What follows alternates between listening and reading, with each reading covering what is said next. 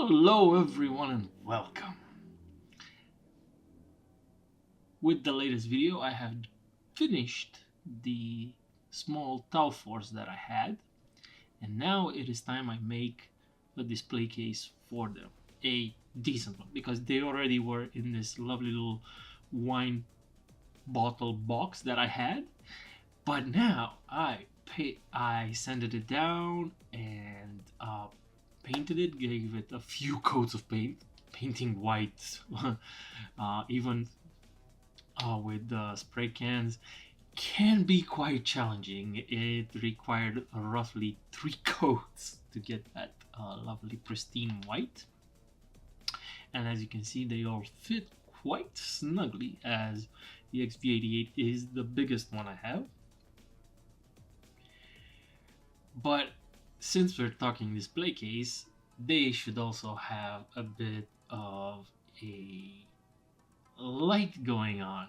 So I found these incredibly cheap and small LED lights around Christmas, and I've been planning this for quite some time, and I can't wait to show you the final product because I just finished it. I already saw this is me recording my audio as usual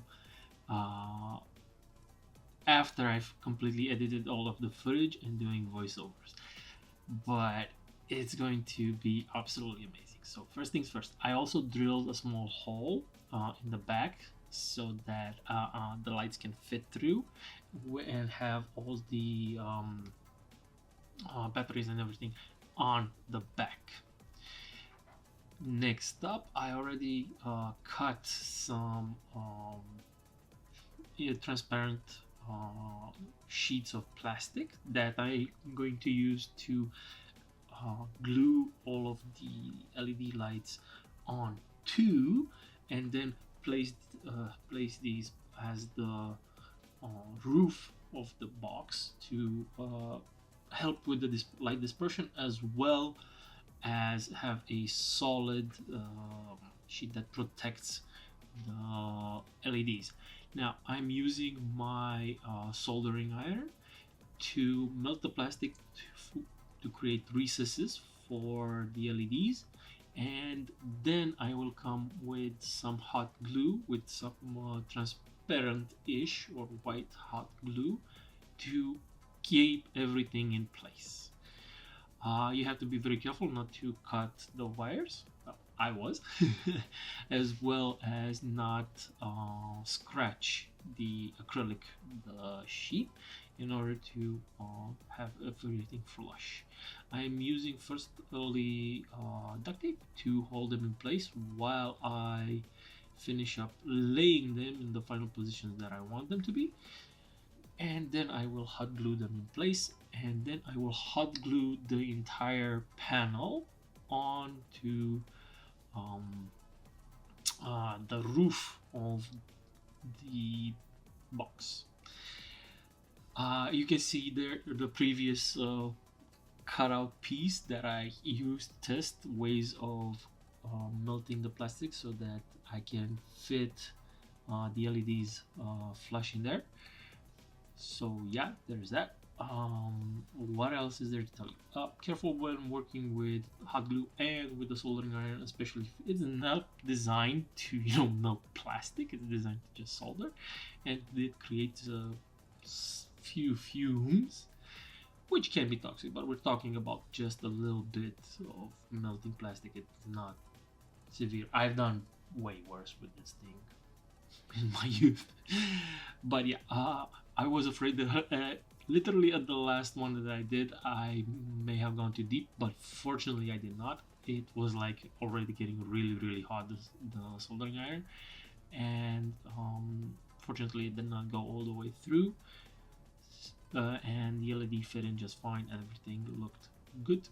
Because especially if you mess up the last one and you have a hole through like the panel, I would have had to cut the panel again. And let me tell you, cutting that is not really easy when you do it with a cutter. And the first sheet that I tried, I kind of broke because it wasn't the grooves weren't cut deep enough.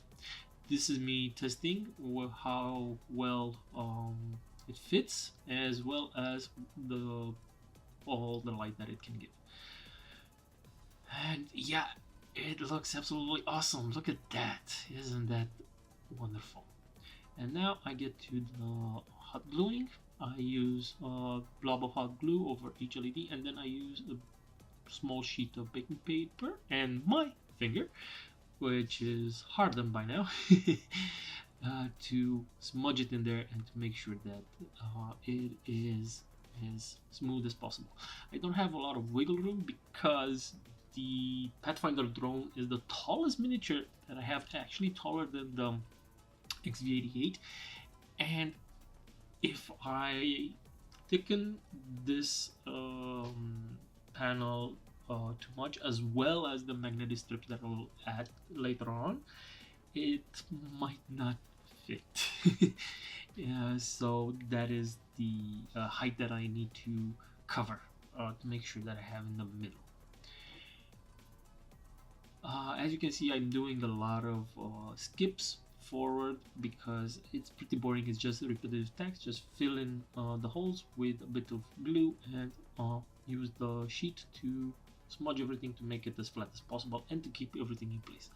These will not, well, they don't look, awesome or anything like that, like, perfect, like machine done. You will not see them, as they do offer quite an interesting effect.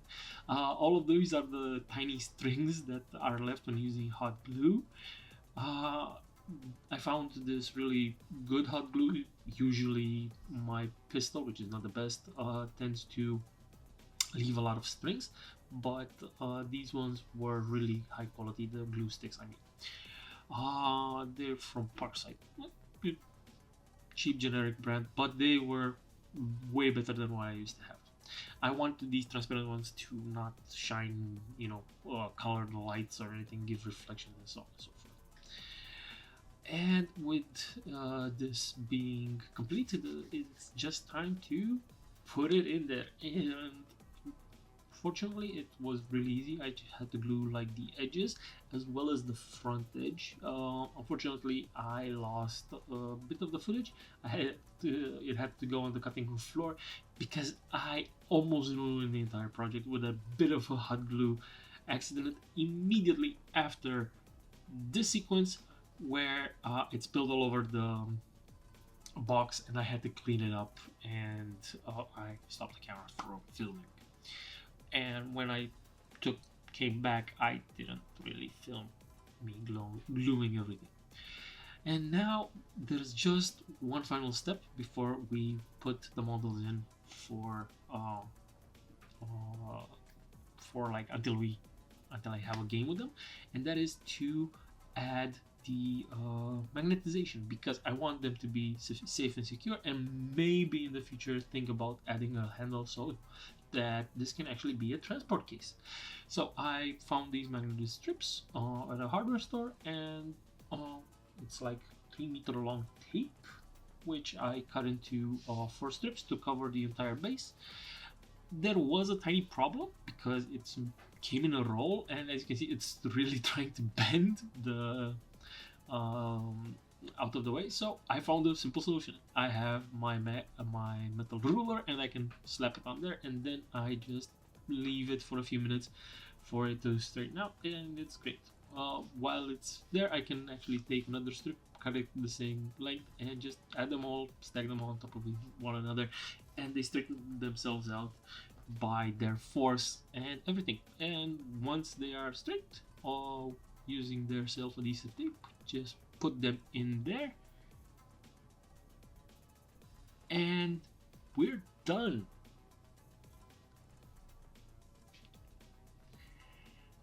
Right, not much else to tell you.